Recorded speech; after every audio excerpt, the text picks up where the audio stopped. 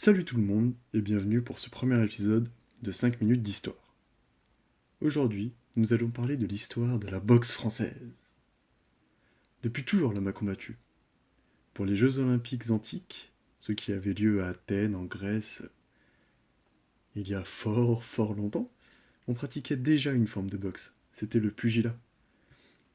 Et ça n'a pas vraiment changé. Et à l'époque déjà, les boxeurs se protégeaient en portant l'ancêtre du gant de boxe actuel.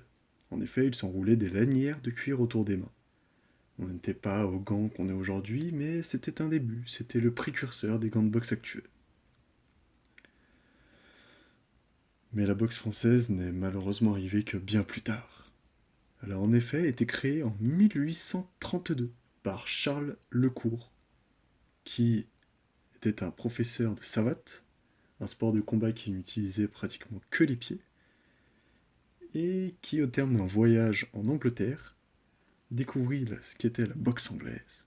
Ce boxe, le noble art pour les intimes, et décida de tout simplement mélanger les deux, pour finalement créer un tout nouveau sport, qui sera appelé quelques années plus tard par Théophile Gautier la boxe française.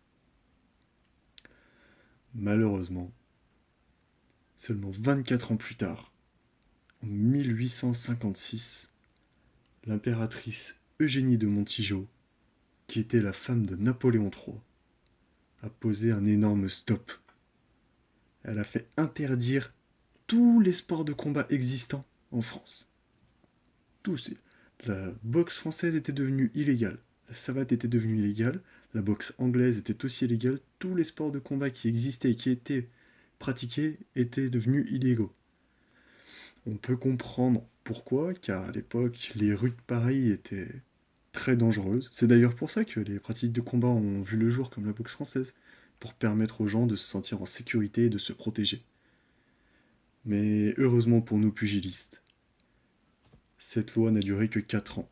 En 1860, c'était fini. Ce qui a permis à monsieur Joseph de Charlemont, en 1865, de rentrer dans la place. En effet, c'était un tireur. Car oui, en boxe française, on ne dit pas boxeur, on dit tireur. Donc ce très grand tireur qui a une carrière sportive intéressante devint professeur et il modifiera la boxe française pour, il faut pas se le cacher, pour faire du fric. Voilà, il faut le dire, c'est pour faire du fric. Donc il va transformer la boxe française en une gymnastique où les tireurs, comme on les appelle, s'excusent à la moindre touche pour attirer toute l'élite, toute la bourgeoisie intellectuelle et économique de Paris. C'est comme ça d'ailleurs qu'Alexandre Dumas et Victor Hugo vont devenir ses élèves et vont pratiquer la boxe française.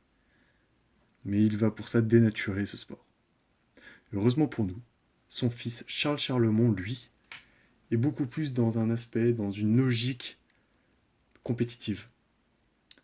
Et c'est comme ça qu'il va chercher à montrer à tous, et par tous, c'est tous les pays, que la boxe française est un sport de combat, et plus qu'un sport de combat, que la boxe française est le meilleur des sports de combat. Il va donc pour ça organiser le combat du siècle. Et ce combat, c'est un défi à Jerry Driscoll, champion de la marine britannique. Et, je vous le dis, ce combat était illégal. Les instances parisiennes ont refusé qu'ils s'affrontent. Mais bon, à cette époque-là, on a été boxeurs ou on l'était pas. Ils se sont quand même affrontés devant 300 personnes.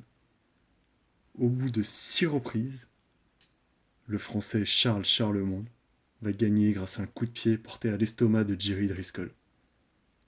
Bien que Jerry Driscoll dira par la suite que ce coup de pied n'était pas réglementaire, la victoire est revenue tout de même aux Français. Aujourd'hui, la boxe française, qu'est-ce que c'est? Eh bien, c'est 50 000 licenciés en France. C'est quelque chose d'assez énorme pour un sport qui n'est pas présent aux Jeux Olympiques. Et c'est tout à fait fantastique de voir que cette pratique a su évoluer, qu'elle a su passer des grandes guerres telles que la Première et la Deuxième Guerre mondiale qui ont vraiment endigué les sports de manière générale, mais les sports plus territoriaux comme la boxe française, c'est vraiment fantastique. Donc voilà, c'est tout pour aujourd'hui. Si ça vous a plu, n'hésitez pas à me le faire savoir. On se retrouve au prochain épisode. Peace!